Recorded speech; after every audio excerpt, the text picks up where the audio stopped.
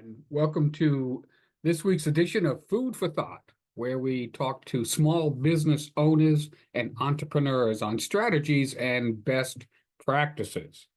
Now, you might wonder, why is Rich always wearing a hat? Well, rather than have you squint at the screen from the light bouncing off my head, I decided I need to cut you folks some slack. So that's why. This hat actually was a gift from my older brother, Tom, who was the longest serving chief of police in Massachusetts history up in Middlefield, Vermont. So if he happens to see this, hi, Tom. I meant Middlefield, Massachusetts. My mistake. All right, so this week, what are we talking about? Well, we're going to talk about your website. Now, most of us, if not all of us, we have a business website, and it's pretty rare for any business not to have a web presence. There are some who get by with only a social media presence, but those are almost always single proprietor, low-tech services. For the rest of us, it's a near constant battle to stay relevant in today's social media and web-driven business environment. And the way most of us do it is through our website.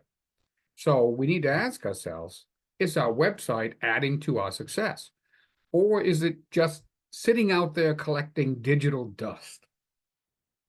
If we do e-commerce, when was the last time we tried to purchase something from our own website? Was it easy and intuitive, or was it difficult? Could we have done it without being familiar with the site? When asked what the most useful website feature is, 94% of the responders said easy navigation. So, of course, this starts with your navigation bar. Visitors are looking for an easy experience. Don't let someone try and sell you on a zany new website design that's going to confuse your visitor. Studies show that the average time spent on a website is just under 1 minute. And if your website is confusing, they're not even going to stay that long. So your navigation bar should be right where the visitor expects it to be, at the top of the page. Additionally, your navigation bar should be tailored to your visitor. For example, is your visitor coming to your website to learn something? Or are you asking them to take a specific action, such as apply or donate or purchase? Now, this will determine what appears on your navigation bar. If you find yourself with too many items on your navigation bar, you may be falling into that trying to be all things to all people trap. You need to reconsider what your website is supposed to do. I advise you to look back at your 80-20 principle.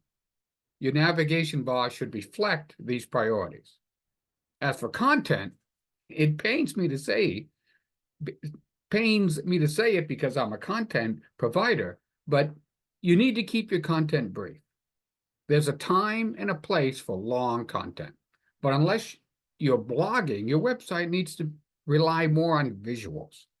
You can always offer to send content to your visitors or have them sign up for your newsletter or your blog. A website overpopulated with text will drive most visitors away.